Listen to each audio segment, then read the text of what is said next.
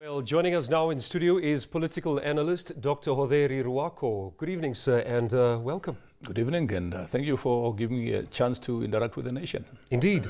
The president did not sound happy in that particular meeting, especially with the doubts that EU heads of state have, or missions have, over the NIEF. Are his sentiments justified, according to your remark? Indeed, yes.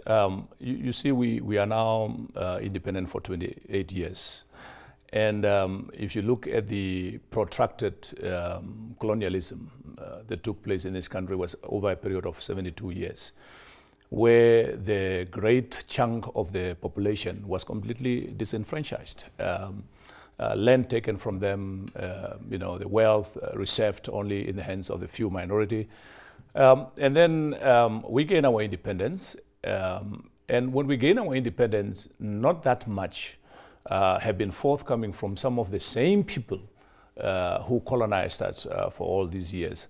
And I think what the president is trying to bring up for is the fact that, yes, rhetorically we can talk about transformation. We can talk about changing the plight of the needy and the impoverished people in this country. But until we start talking the nitty-gritty, how are we going to do it? Where are we going to get the money? Which program are we impacting on? And where are you going to add your value? I think in that regard, then rhetoric remains rhetoric. Now, the EU is one of the biggest development partners that Namibia has. The president acknowledged it. Now, do you think it is fair of them to criticize Namibian government policy? I think once you have a document, the document becomes a public document. Anybody can tear it apart and, add his or her synergy to it.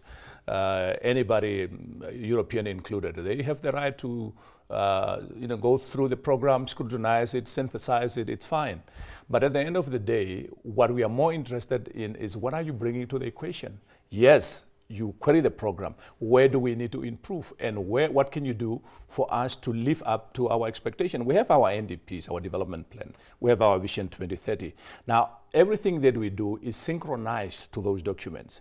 What is the European Committee going to do to help us with those priorities that we have set as a country? Which is also what the president voiced. Definitely. The delegation also spoke, about uncertainty, particularly in the area of land and wealth distribution. Were these comments justifiable? Well, they are justified, but I think let's go back to the time before independence, and I think that is where the major mistake was made. Before Namibia gains independence, the different countries that were involved helped Namibia to craft a constitution.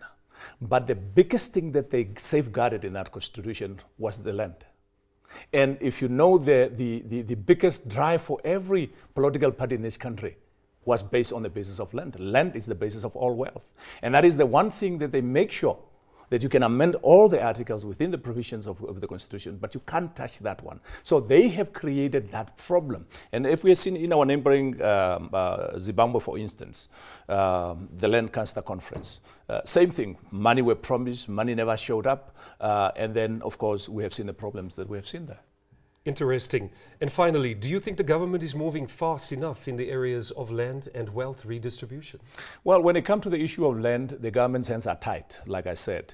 Government is caught between a rock and hard place because on the one hand, the Constitution says that this is a part of the wealth or property that you cannot touch.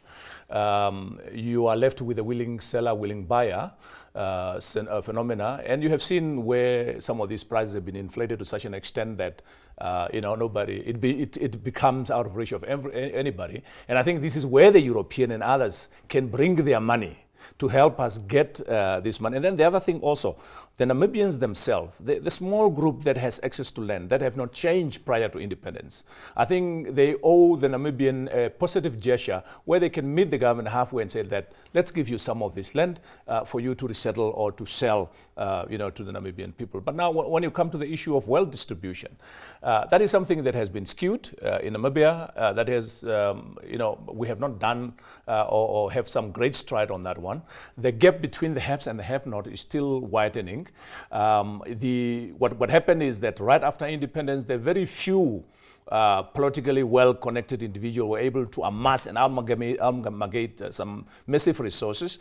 And we form a small black elite that joined the white elite at the time, but we have not seen the trickle-down effect. Many of these people who have gotten this money, they are not necessarily setting up projects or activities to help the poor, but you see them throwing a few millions during the SWAPO rally. Those who are in the opposition, I don't know where they are throwing their money because they are not throwing it in their own party. So, but that is what you're seeing, what we need, and I think that is the reason why the president have stopped NIEF at the beginning, was to make sure that we look at the poor of the poorest. Interesting perspective. Doctor, thank you. I should thank you a million.